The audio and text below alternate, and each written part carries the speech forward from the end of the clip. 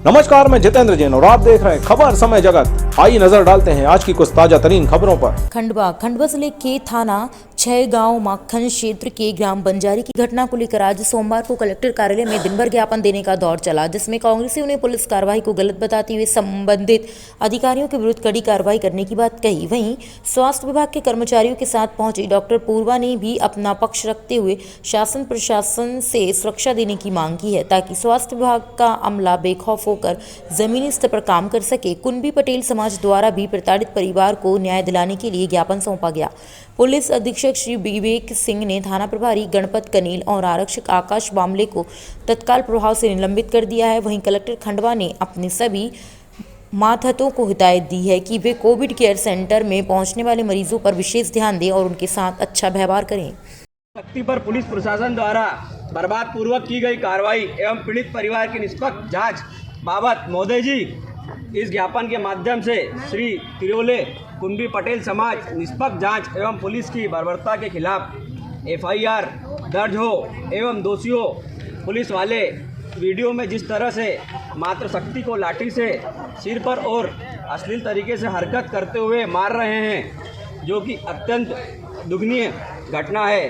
कल की घटना का बिंदुवार वर्णन इस प्रकार है। एक, पुलिस प्रशासन को मात्र शक्ति को लाठी से मारने का संवैधानिक अधिकार नहीं है। किसी प्रकार की त्रुटि पीड़ित परिवार से होती है तो महिला पुलिस बल का प्रयोग कर सकते हैं। दूसरा, यह कि स्वास्थ्य विभाग द्वारा पुलिस प्रशासन को गलत जानकारी देते हुए मात्र शक्ति पीड़ित परिवार पर अकारण मुकदमा दर्ज कराया गया। विद्वेष या उस तरह का किया गया। डॉक्टर खुद जाके आए हैं। मैं तो पड़ोसी हूँ, शराब पी उन पे चले पुलिस वाले, लेकिन जो भी हुआ वो बहुत दुर्भाग्यपूर्ण था और हम लोग भी उसके साथ नहीं है और वो उसका समर्थन नहीं कर रहे हैं। जब नारी का अपमान हुआ है ना, इतिहास लिखे हुए है, इतिहास पीड़ित परिवार को सीधी सी बात जी।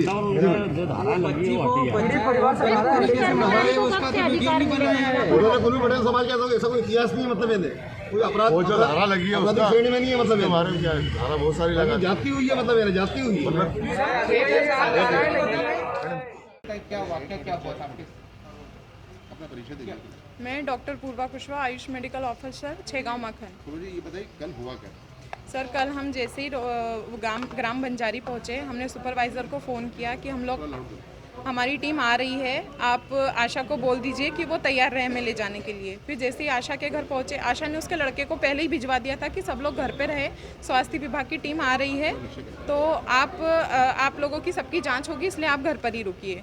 तो इतने में वो लोग तो तैयारी करके बैठे थे। फिर आशा ने बोला कि मैडम यहाँ से गाड़ी नहीं जाएगी, अपने को पैदल जाना पड़ेगा, थोड़ा गली से अंदर उनका घर था। तो हम जैसे ही गली के अंदर पहुँचे, उनके घर तक भी नहीं गए थे और उन्होंने हम पे पत्थर मारना शुरू कर दिए।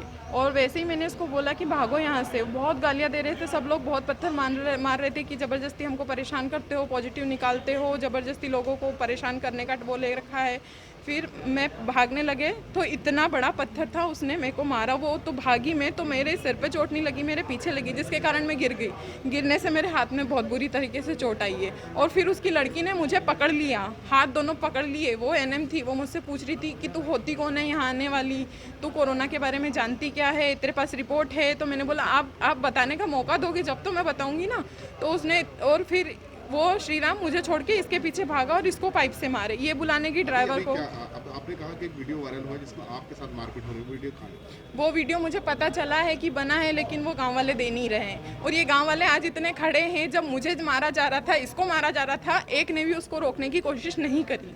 सिर्फ हमारे ड्राइवर ने रोका और हम तीनों ही लड़ रहे थे बस उससे। कोई गाँव वाला तब सामने नहीं आया। तो हम भी तो महिलाएं थी ना, हम भी महिलाएं थी ना। हम यही चाहते हैं कि एक तो उनको ऐसी सज़ा मिले जिससे लोगों को मैसेज मिले कि आगे कोई भी हेल्थ वर्कर या पुलिस के साथ ये करने से पहले 10 बार सोचे। नहीं तो अभी ढील दे दी तो आज यहाँ हुआ, इसका देखे दूसरी जगहों पे भी यही, क्योंकि लोग हर जगह छिड़े हुए हैं। लोग इतने परेशान हैं कि वो सब जगह छिड़े हुए हैं। और पुलिस को अगर सस्पेंड कर दिया तो आगे से वो विभाग भी हमारे साथ नहीं आएगा। तो और वो पीछे हटेंगे ना कि थाने में आइए, रिपोर्ट लिखवाइए। अगर वो 10 मिनट में हमारे पास नहीं पहुंचते, हमें वहां से छुड़वा के नहीं सुरक्षित लाते, तो वो तो हमको वहीं मार डालते। आपको क्या लगता है प्री प्लान था क्या?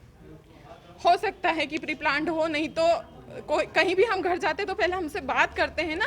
उनने तो हमसे बात करी भी नहीं, हम देख भी नहीं पाए और हम पे पत्थर आने शुरू हो गए।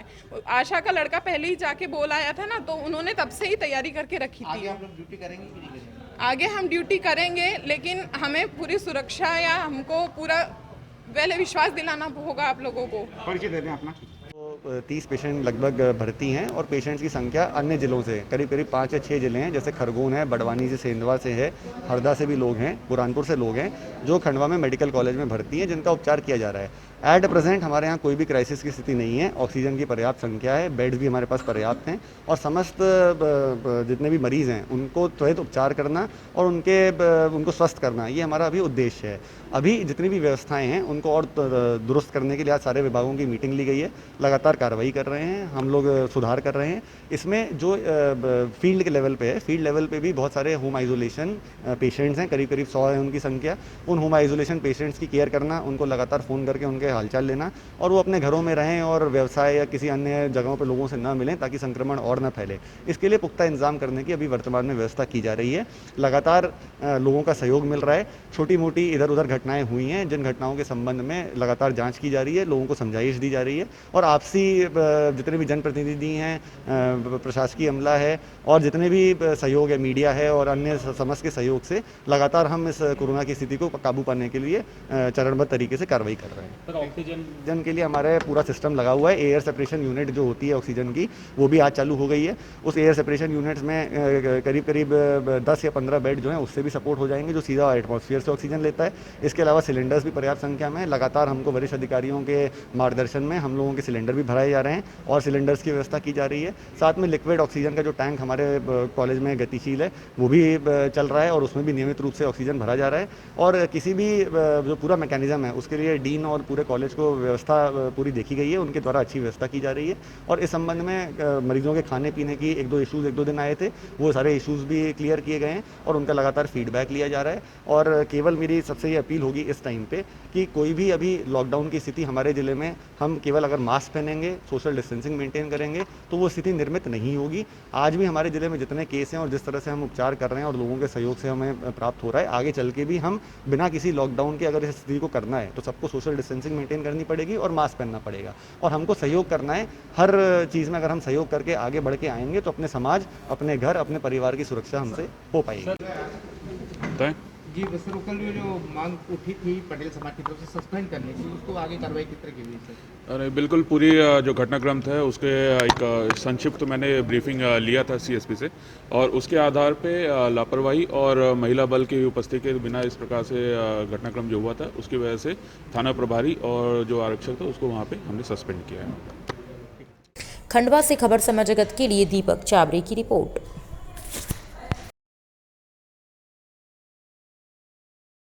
For latest news, subscribe to our channel and press the bell icon.